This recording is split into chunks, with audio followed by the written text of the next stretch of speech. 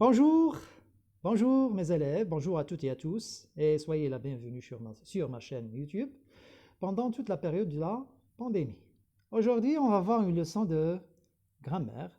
Effectivement, la phrase impérative. Comme d'habitude, on va effectuer un petit rappel, un rappel des types de phrases. Il existe 4 types de phrases. La phrase déclarative, la phrase interrogative, la phrase exclamative et la phrase impérative ou injonctive.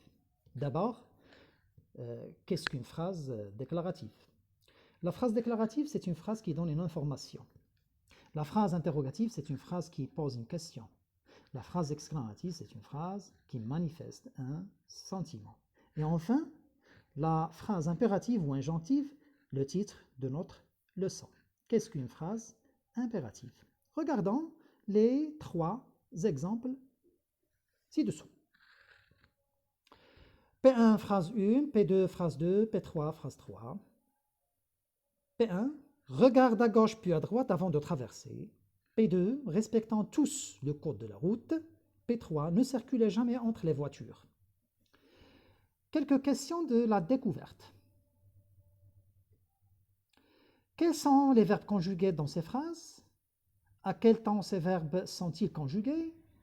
Par quel signe de ponctuation se termine chacune de ces phrases? Qu'exprime chacune de ces phrases? Pour répondre à ces questions, on doit revenir aux exemples. Pour la première phrase, regarde à gauche puis à droite avant de traverser. Ici, le verbe est écrit en vert. C'est le verbe regarder, c'est un verbe du premier groupe, parce qu'il se termine par ER. Et la phrase se termine par un point. Cette phrase donne un ordre. Regarde, c'est un ordre. Regarde à gauche, puis à droite avant de traverser. P2, respectons tous le code de la route. Respectons tous le code de la route. Le verbe ici, c'est le verbe respecter. Aussi, c'est un verbe du premier groupe parce qu'il se termine par ER. Et la phrase se termine par un point d'exclamation. Cette phrase donne un conseil. Respectons tous le code de la route. C'est un conseil. Donc la première phrase donne un ordre, la deuxième phrase exprime un conseil, la troisième phrase, ne circulez jamais entre les voitures. Le verbe ici, c'est le verbe circuler. Circuler, c'est un verbe du premier groupe. Pourquoi? Parce qu'il se termine par R. Et la phrase se termine par un point d'exclamation. Ne circulez jamais entre les voitures, c'est une interdiction. Donc cette phrase exprime une interdiction. Ce qui nous intéresse dans ces 3 exemples, c'est la conjugaison des mots conjugués en vers, des mots écrits en vers. Ce sont les verbes d'abord. Et la terminaison de ces phrases, le point et le point d'exclamation. Ces verbes-là, ce sont des verbes qui sont conjugués à l'impératif présent. Et qu'est-ce qui le montre, monsieur? Ce qui montre que ces verbes sont conjugués à l'impératif présent, c'est l'absence du pronom personnel sujet. C'est tout simplement, c'est l'absence du pronom personnel sujet. S'il existe un pronom personnel sujet ici, ça, ce n'est pas de l'impératif, ça sera du présent.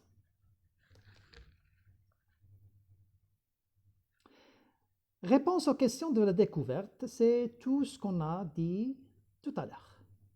Les verbes, c'est le verbe regarder, respecter, circuler. Les verbes sont conjugués à l'impératif présent. Par quel signe de ponctuation se termine chacune de ces phrases? Pour la première phrase, c'est le point, et la deuxième et la troisième phrase, c'est le point d'exclamation. Qu'exprime chacune de ces phrases? Première phrase exprime un ordre, deuxième phrase exprime un conseil, et la troisième phrase exprime une interdiction. Retenons un bilan. Le bilan de cette leçon. La phrase impérative sert à donner un ordre, sert à donner un conseil, sert à donner une interdiction. Exemple, un ordre, respecte le code de la route. Un conseil, à vélo, évite les écouteurs. Une interdiction ne roule pas avec des objets qui peuvent te gêner. La phrase impérative peut aussi exprimer un souhait ou une demande. Un souhait, passer un bon moment au bord de la rivière. Exprimant une demande, mets s'il te plaît ta trottinette au garage. Les verbes dans la phrase impérative, ou bien le verbe dans la phrase impérative, est conjugué à l'impératif présent. La phrase se termine par un point ou un point d'exclamation. C'est la phrase impérative. Passons à un exercice d'application. Transforme les phrases suivantes en phrases impératives. Tu dois ranger ta chambre. Je te conseille de te calmer. Nous devons travailler plus vite. Je te demande de regarder où tu marches. Pour la première phrase, range ta chambre, c'est un ordre.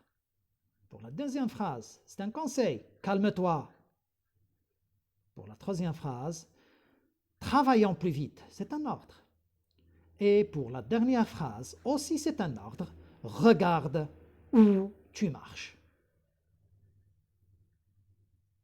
La dernière tâche, c'est la tâche de l'évaluation. Écris des phrases impératives correspondant aux situations suivantes. La première situation, un policier qui donne un ordre face à un automobiliste qui ne s'est arrêté pas au feu rouge. La deuxième situation, une mère qui s'exprime ou bien qui exprime une interdiction à sa fille qui ne veut pas mettre sa bavette. La troisième situation, un garçon qui donne un conseil à son ami qui veut traverser la route hors des bandes blanches. Réponse. Arrête-toi au feu rouge, monsieur. Ou bien, arrêtez-vous au feu rouge, monsieur. Pour la deuxième situation, la réponse, ne sors pas sans mettre ta bavette.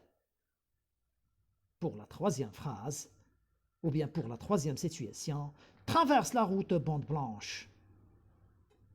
Comme nous venons de voir, la séance est terminée.